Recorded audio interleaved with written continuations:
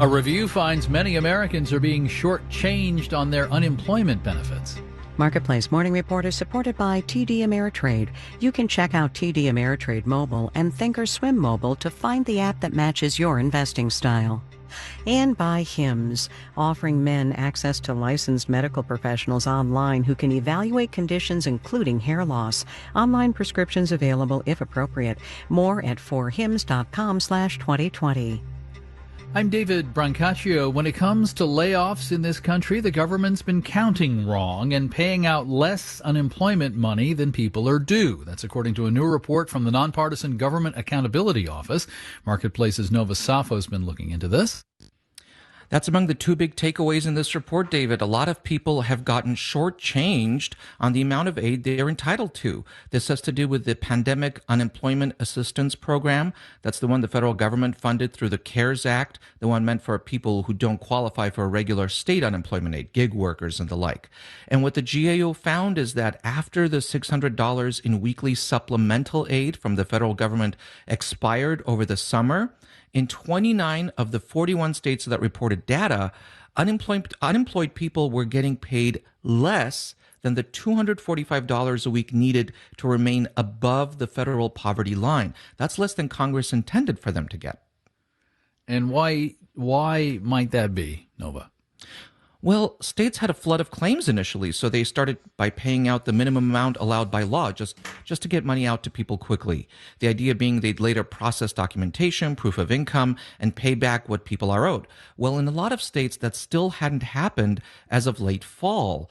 On top of that, in 13 states, regular state unemployment aid left many people below the poverty line as well. They're just not getting enough money on a weekly basis. In the meantime, the backlog, David, is partly to blame for another problem, which is that we're not getting an accurate count of how many people are jobless. The Labor Department counts claims, not people. So if one person has multiple weeks of claims due to the backlog or just the way the states process those claims, that can cause inflated figures, which means we don't have an accurate count of the jobless problem. All right. Nova Safo, thank you. It's December the 1st, and we can tell you that stocks in November posted their biggest monthly jump in 30 years. You have to go back to early 1987 for a stronger month. To name but three reasons: uncertainty about politics draining away with the incoming Joe Biden presidency, several coronavirus vaccines testing well, and pandemic low interest rates making stocks look like a better alternative. Zoom in tight and you have yesterday itself, the last trading day of November, where the Dow fell 271 points, 0.9%, amid the prospect of new restrictions on gatherings and commerce as COVID-19 rages. Federal Reserve Chair Jerome Powell testifies today for a Senate committee. I just went through the text of his prepared remarks where he will say the outlook for the U.S. economy is, quote, extraordinarily uncertain.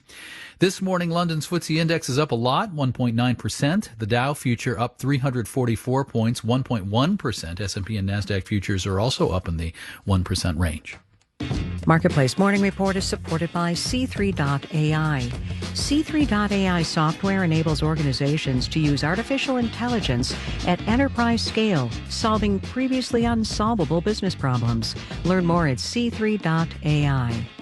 And by WeWork, committed to working in new ways, focusing on health and safety, flexible terms with purposefully designed spaces. More at WeWork.com/tomorrow.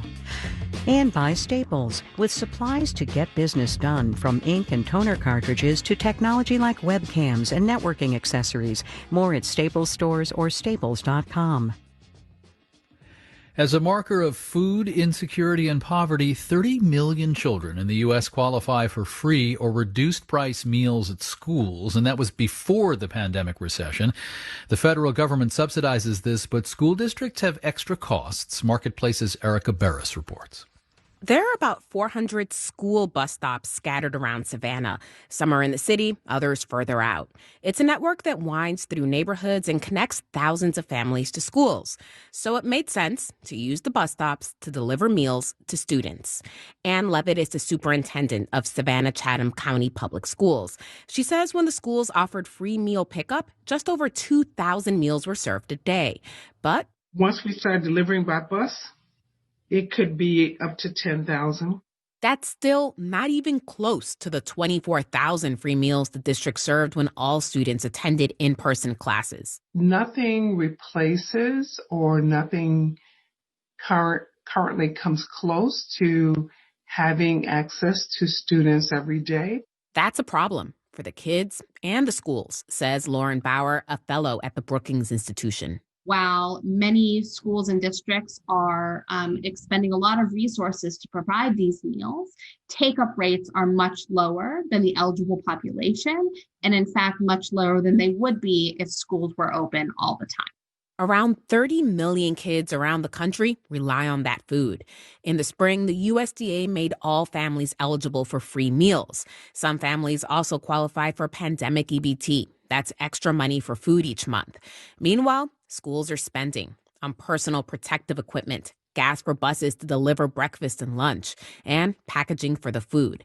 Diane Pratt-Hefner is with the School Nutrition Association. They've now had to add a whole new budget line for meal prep. They're having to package up all the meals, and the cost of those packaging materials has skyrocketed because every restaurant is doing more grab and go, more carry out. Some schools are running 2 food operations. In San Antonio's Northeast School District, some students attend class in person, others remotely. Sharon Glosson runs the school nutrition service. Because we are feeding many thousands less meals every day, the revenue that we receive from the federal government for reimbursement of meals is much less. The grab-and-go meal service has already cost the district $22,000 just in packaging materials since August. She says her district is making up the cost by using money from other parts of the school budgets.